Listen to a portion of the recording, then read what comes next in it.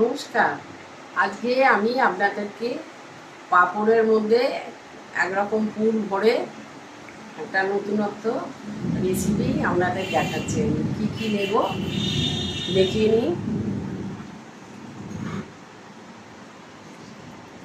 এই আমি 4টে পাঁপড় নিয়েছি। হ্যাঁ, এই পাঁপড়গুলোকে আমি এই জল দিয়ে ভিজিয়ে এরকমভাবে একটা একটা করে রাখবো। ভালোভাবে ভিজিয়ে নিলাম, জল থেকে উঠিয়ে নিচ্ছি, কেননা এর মধ্যে আমি পুর ভরবো তো, নইলে ফেটে যাবে। এই জন্য আমি ভালো করে এপিট ওপিট করে ভিজিয়ে নিলাম। ভিজিয়ে একটু জল ঝরিয়ে নিই।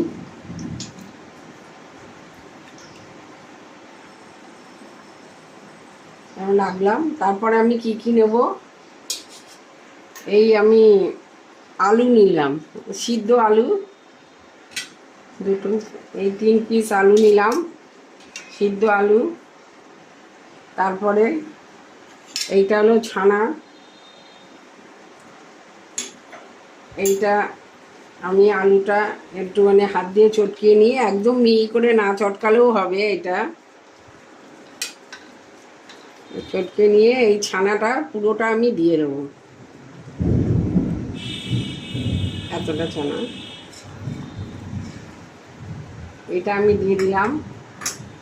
ছানার মধ্যে আমি দিচ্ছি স্বাদ মতন লবণ দিলাম। তারপরে আমি এর মধ্যে দিলাম এই কাঁচা লঙ্কা কুচি,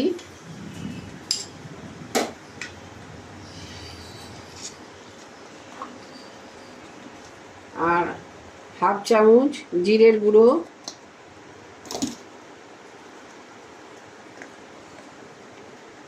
হাফ চামচ লঙ্কার গুঁড়ো,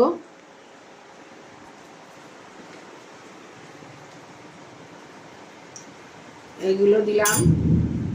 আর অল্প একটু চিনি দিয়ে দেবো স্বাদ মতন, যে যেরকম পছন্দ করেন সেরকম চিনি দিয়ে দিলাম। আর দেবো একটুখানি গোলমরিচের গুঁড়ো,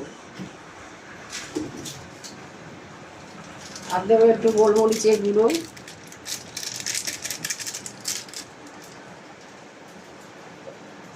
এইগুলো দিয়ে এটা আমি ভালো করে মেখে নেব। ও একটু হলুদ দেব, হলুদটা দিতে ভুলে গেছি, হলুদ গুঁড়ো দেবো, অল্প একটু হলুদ দিয়ে দিলাম।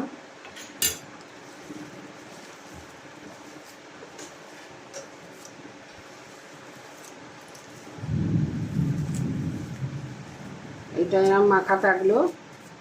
তারপরে আমি এর মধ্যে, এইটা তো আমি পুরের মধ্যে ভরবো, যখন পুর ভরবো আপনাদের আমি দেখাবো। আর কারি করার জন্য আমি এই সব রকম মশলা নিয়ে নিয়েছি। এই জিরের গুঁড়ো, লঙ্কার গুঁড়ো, ধনের গুঁড়ো আর হলুদ গুঁড়ো। জিরের গুঁড়ো 1.5 চামচ নিয়েছি, ধনের গুঁড়ো তাই, আর লঙ্কার গুঁড়ো 1 চামচ, 1 চামচ হলুদ গুঁড়ো। এইগুলো আমি একটু জল দিয়ে ভিজিয়ে রেখে দেবো। আর এইগুলো কারির মধ্যে দেব। এর মধ্যে আছে কাজু, কিশমিশ আর চালমগজ। এগুলো আমি মিক্সিতে পিষে নেব। আর আছে আদা গ্রেট করে নিয়েছি, আর টমেটো। এগুলো সব কালিতেই দেবো আমি। আগে আমি এইগুলো গ্রেট করে নিই, তারপরে পুরটা কিরম করে ভরি আপনাদের আমি দেখাচ্ছি। আমি এই যে পাঁপড়গুলোকে ধুয়ে নিয়েছিলাম, দুটো পিঠি। এবার আমি এর মধ্যে এই যে পুরগুলো এরমভাবে ভরবো, দেখুন।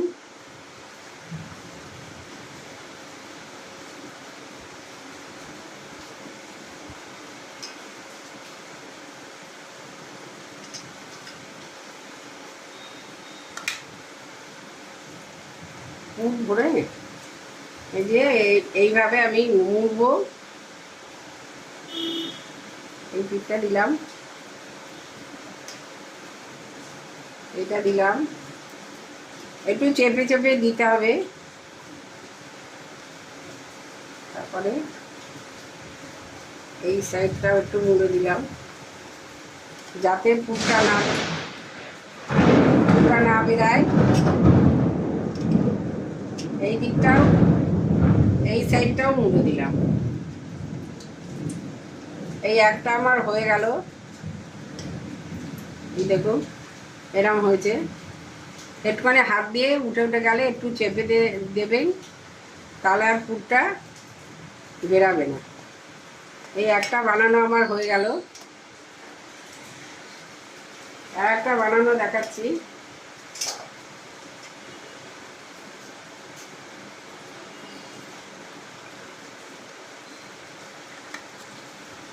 এইভাবে নিরামিষের দিনে আমি যেরমভাবে এই জিনিসটা করছি পাঁপড়ে, এরমভাবে নিরামিষের দিনে করে মানে করে খাবেন, খুব সুন্দর লাগে, খুব ভালো টেস্টি খাবার হয় একটা। সবাই চেটে পুটে একতলা ভাত খেয়ে নেবে। এই সাইডটা মুড়ে দিলাম। একই পদ্ধতিতে এরমভাবে আমি সব কটা করে নিচ্ছি, যে কটা আমি করেছি।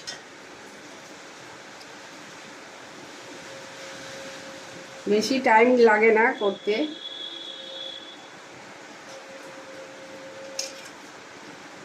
এইটাও হয়ে গেল।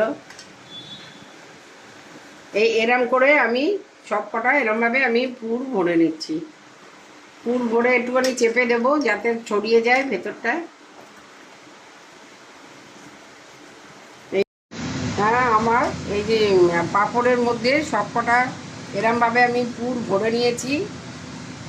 যদি না একটু একটু খোলা মনে হয় তাহলে একটু জলের হাত দিয়ে একটু আঙুল দিয়ে টিপে দেবেন, তাহলে বসে যাবে একদম। এরপরে আমি কড়াইতে তেল গরম করতে দিয়েছি, তেলটা গরমও হয়ে গেছে। এবারে আমি একে একে এইগুলো তেলের মধ্যে ভেজে দিচ্ছি।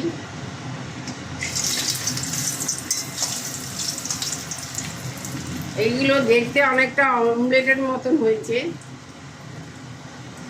দেখতেও খুব সুন্দর হয়েছে।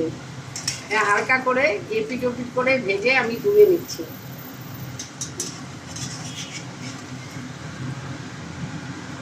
হয়ে গেছে একটা ভাজা। বেশি কড়া করে এটা ভাজবো না, আমি হালকা করে এপিট ওপিট করে ভেজে তুলে নেব।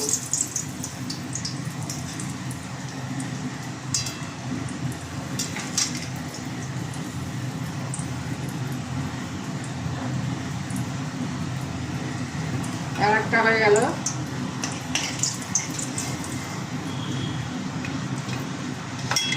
এরম ভাবে ভেজে নিতে হবে, আমি যেরম ভাবে ভাজছি।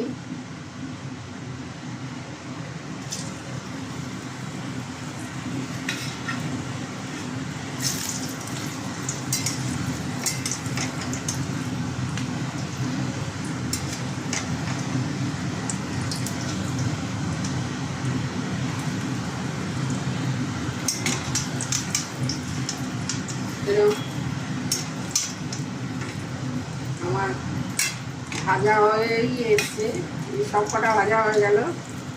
এবার আমি তুলে নেব।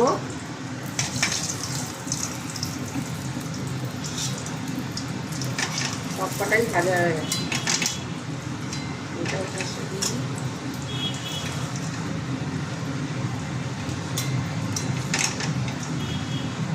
এরকমভাবে একা একা করে ভেজে নিলাম। এরপরে আমি এই তেলের মধ্যে, এই তেলটার মধ্যেই সব মশলাগুলো এবার এক এক করে দেব।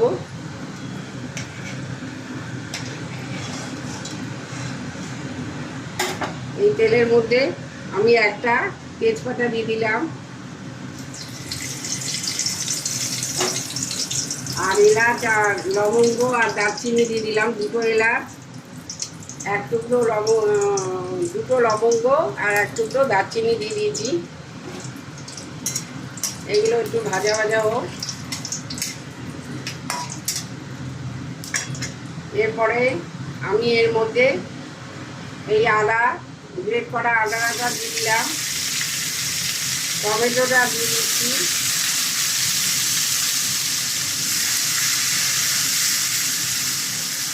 আদা টমেটো দেওয়া হয়ে গেছে।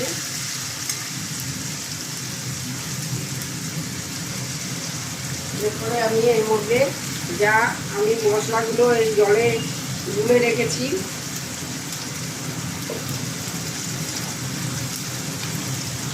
এই মশলাগুলো সব আমি এক একে করে দিয়ে দেবো। এই যে এই মশলাগুলো জলে আগের থেকেই আমার গোড়া আছে, নাড়াচাড়া আদার কাঁচা মাছটা চলে যাক একটুখানি নাড়াচাড়া করে দিচ্ছি। এই মশলা ভিজানো এই যে জলটা দিয়ে দিলাম।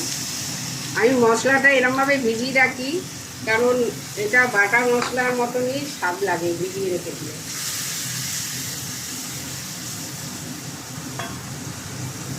এটা হতে থাক।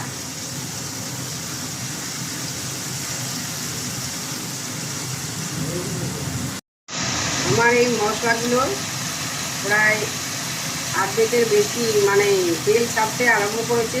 এবারে আমি এর মধ্যে মাপ মতন লবণ দিলাম, স্বাদ মতন, একটুখানি চিনি দিলাম, যে যেরকম চিনি পছন্দ করে সেরকমই মিষ্টি দেবো চিনি। এবার আমি এই 1-1.5 চামচ দই আমি ফেটিয়ে রেখে দিয়েছি, এই দইটা দিয়ে দিচ্ছি। দই দিয়ে এরকমভাবে নাড়াতে হয়, নইলে দইটা কেটে যায়। এবারে আমি কাজু কিশমিশ আর চালমগজ বাটাটাও দিয়ে দিলাম।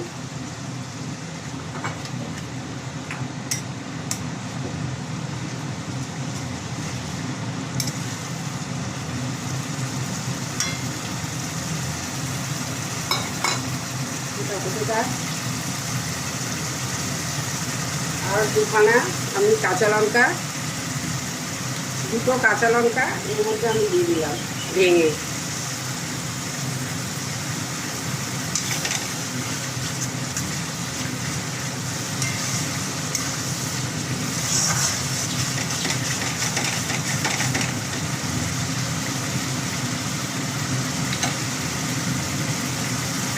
হয়ে গেলে আমি তারপরে এর মধ্যে এই জল দিয়ে দেবো,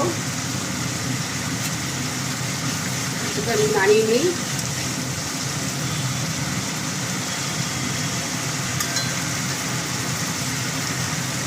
আমার মশলা কষা হয়ে গেছে। এরপরে আমি এর মধ্যে এই জলটা দিয়ে দিলাম।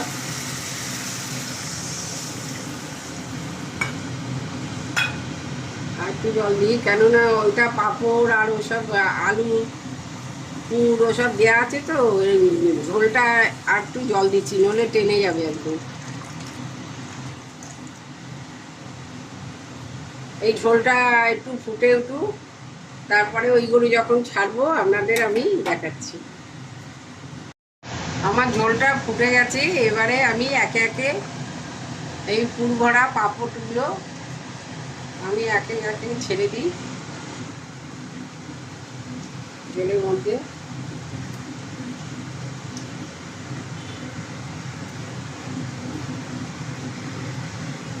আমি ছেড়ে দিলাম, এটার মধ্যে একটু আমি ঝোলটা ভালোভাবে ফুটুক কাটুক, আর 1-2 মিনিট ফুটুক, তারপরে আমি ঘি আর গরম মশলা দিয়ে নামিয়ে দেবো। এটা এরমভাবে নিরামিষের দিন আপনারা এই পদ্ধতিতে করে খাবেন, খুব ভালো লাগবে সবারই।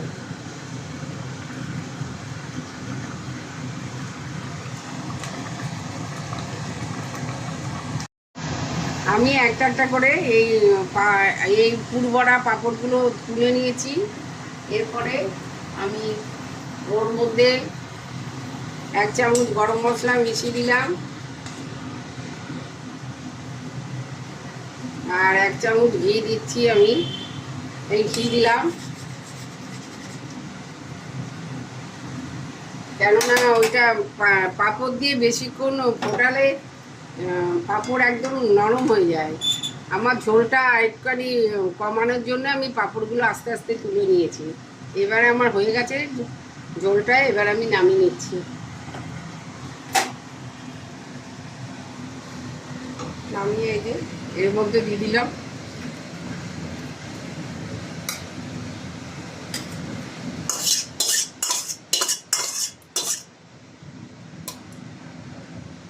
এরকম হয়েছে।